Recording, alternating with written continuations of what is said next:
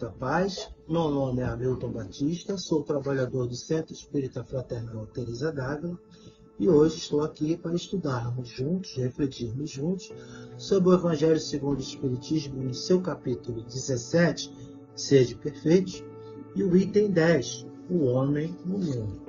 Mas antes, vamos fazer a nossa prece inicial. Senhor nosso Deus e nosso Pai, Jesus, nosso bom e amado Mestre, queridos amigos espirituais, Teresa d'Ávila, Rafael, Birajara e Francisco de Assis, queremos vos agradecer por mais esse momento de vida, por essa oportunidade de estudo, de trabalho que teremos nesses breves momentos. Rogando a Deus nosso Pai, que em nome de Jesus possamos contar com o apoio e com o amparo de nossos guias, a fim de que o entendimento seja fácil para todos nós e consigamos internalizar e colocar em prática esses ensinamentos. Em nome de Jesus, de Teresa d'Ávila, Rafael, Francisco de Assis, mas sobretudo em nome de Deus, possamos dar por iniciado esse momento de reflexão e estudo. Então, como eu falo com vocês, eu separei, dividi esse item em 6 parágrafos, do qual vamos começar com o item 10, no que ele fala de um sentimento de piedade deve sempre animar os corações daqueles que se reúnem sob os olhos do Senhor e imploram a assistência dos bons espíritos. Purificai, portanto, vossos corações. Não deixeis que neles se instale nenhum pensamento mundano, nem ou fútil. Elevai o vosso espírito até aqueles a quem chamais, a fim de que, encontrando em vós as disposições necessárias, isto é, a boa vontade, eles possam lançar em profusão as sementes que devem germinar os vossos corações e neles produzir os frutos de caridade e de justiça. Qual é o significado da palavra caridade? Segundo o dicionário Oxford, primeiro, amor pelas coisas religiosas, devoção. Segundo, compaixão pelo sofrimento alheio, comiseração, dó, misericórdia. Com o apoio do dicionário, nós vemos que, e o estudo doutrinário, nós vamos observando nesse mundo, todos sofrem, de um jeito ou de outro. Mas, como nós que estamos estudando a doutrina espírita, que estamos procurando nos melhorar os nossos sentimentos, os nossos pensamentos, vamos entender sobre isso. Quando ele fala para nós que nós devemos não deixar instalar nenhum pensamento mundano, ou seja, a gente deve conhecer a lei de amor e colocá-la em prática, não deixar se levar por certas circunstâncias, por certas falácias.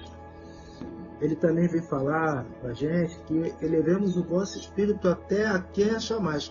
Quem nós chamamos na prece nesse momento?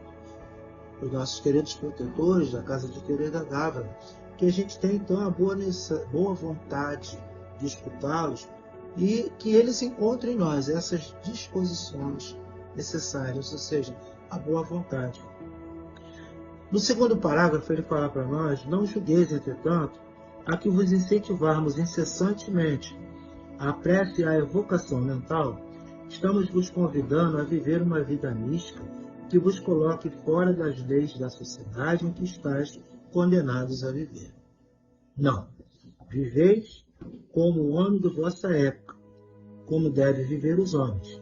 Sacrificai as necessidades e até as frivolidades diárias, mas sacrificai-vos a elas com o sentimento de pureza que possa santificá-los. Então, como é que nós devemos fazer isso? Sem segundas intenções, sem querer se dar bem. Porque temos que enxergar que todos nós somos filhos do mesmo Pai. Se somos filhos do mesmo Pai, Criador e Criado, que é Deus, somos todos irmãos. E ao auxiliarmos os nossos irmãos, ao ajudarmos, porque também tivemos certamente ajuda e somos ajudados a todo instante, seja pelo encarnado, seja pelo desencarnado, e conhecer a lei de Deus e colocá-la em prática. Isso vai nos ajudar a ter uma convivência muito melhor. Entender que cada um está num patamar. Sois chamados para entrar em contato com os espíritos de naturezas diferentes, de caracteres opostos. Por quê? Cada um está no seu grau de entendimento, de conhecimento. Cada um está buscando se melhorar, não é? E aí ele vem falando para a gente. Mas com a alegria que a consciência limpa proporciona, que é com a felicidade do herdeiro do céu, contando os dias que aproximam da sua herança.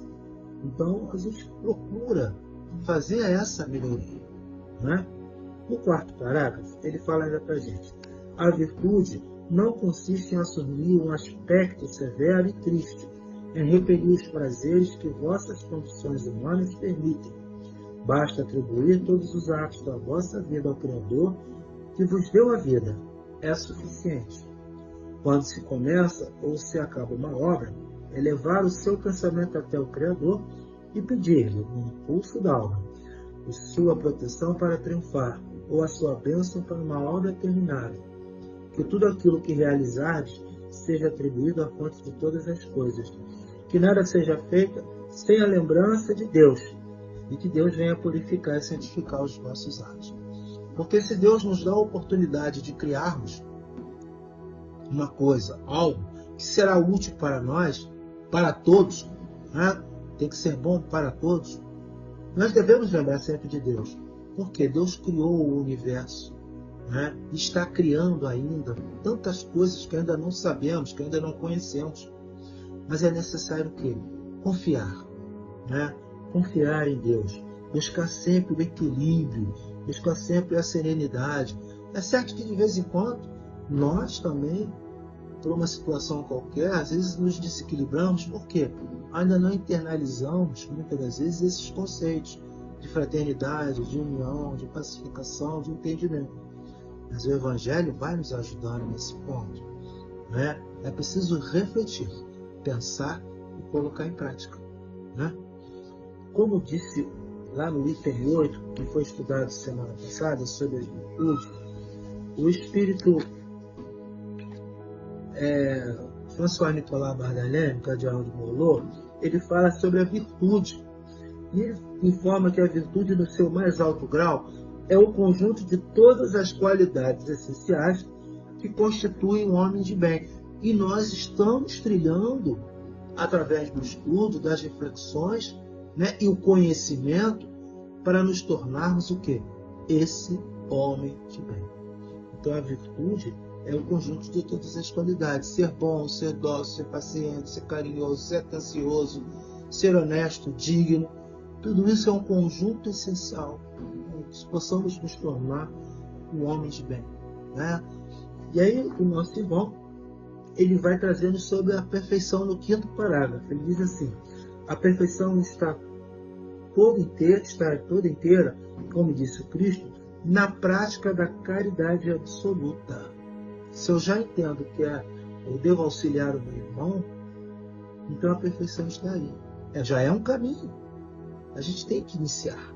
Precisamos iniciar.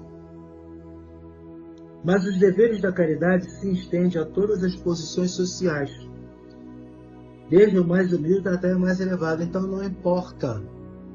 Pode ser aquele que está no cargo mais alto dentro de uma empresa, presidente, até o mais simples, que é o pessoal de limpeza, que devemos ter amor, carinho para com todos, porque foi assim que o Senhor Jesus nos ensinou. E ele vai falando: o homem que vivesse só não teria como praticar a caridade. Ele ia exercer com quem? Se só naquele momento está ali. E até quando nós nos isolamos, nós nos colocamos numa posição egoísta.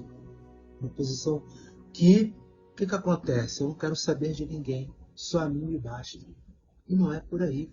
Porque se estamos em sociedade, se Deus nos colocou para viver em sociedade, é para que todos nós auxiliássemos uns aos outros na sua caminhada.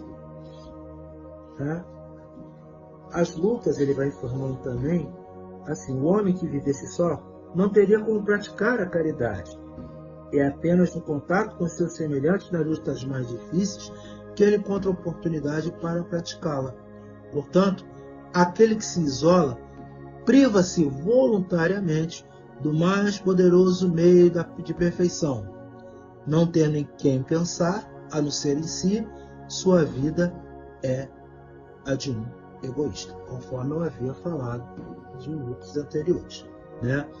a lei divina lá na questão, a gente vai lembrando da questão 132 do Livro dos Espíritos, os Espíritos falam para Kardec que Deus impõe, né, como meio de progresso para todos nós. Então, no 6º parágrafo, ele vai formando: não imagineis, consequentemente, que para viver em comunicação constante conosco, ou seja, para a espiritualidade, para viver sob as vistas do Senhor, seja preciso entregar-se ao martírio e se cobrir-se de cinzas. Não.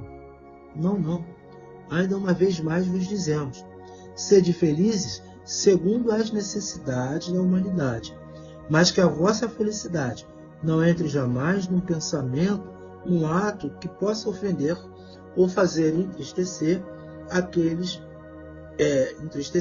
a face daqueles que vos amam e dirigem, os nossos guias.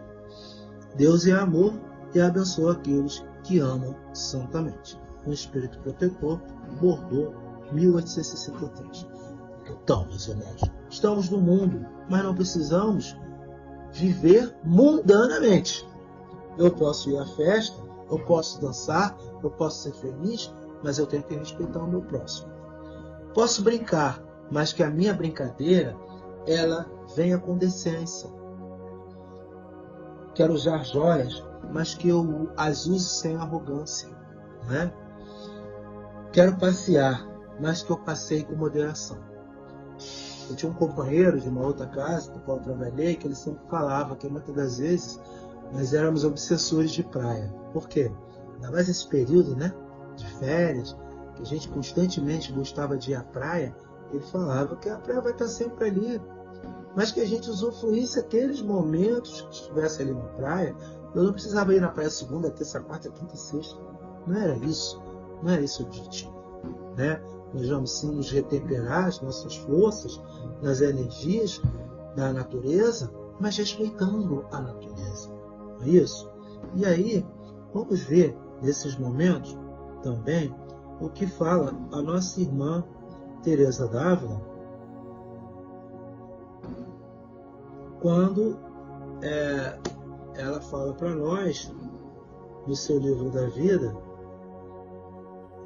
passou um minutinho a vocês, eu estou tentando colocar o texto aqui, mas ela vai falando que a gente possa, rapidamente, já terminando, né, aproveitar os momentos, sim, que Deus nos concede, as bênçãos com Deus que Deus nos concede, mas sempre com respeito, com equilíbrio, né? Sempre com amor. O amor é a fonte para todas as almas. É o sol que se irradia.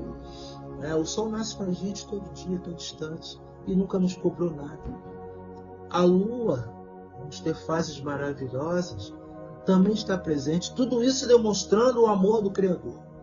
Então que nós possamos sim aproveitar da melhor forma possível, sempre com equilíbrio, sempre com conhecimento, e colocando o conhecimento que nós já adquirimos em prática. Então vamos fazer a nossa prece para encerrar esse momento de estudo. E assim, Senhor Jesus, somos gratos por esses momentos de reflexões e que possamos de nossa parte colocar suas lições de amor, de fraternidade, de união, de justiça na nossa vida de relação e na nossa vida, na nossa caminhada com o Espírito, como espíritos imortais que somos. Em teu nome, querido Mestre, em nome de Teresa d'Ávila, Francisco de Assis, Rafael e Ubirajara, e sobretudo em nome de Deus, nosso Pai, damos por finalizado esses breves momentos de estudos em torno do Evangelho segundo o Espiritismo. Que assim possa ser, graças a Deus.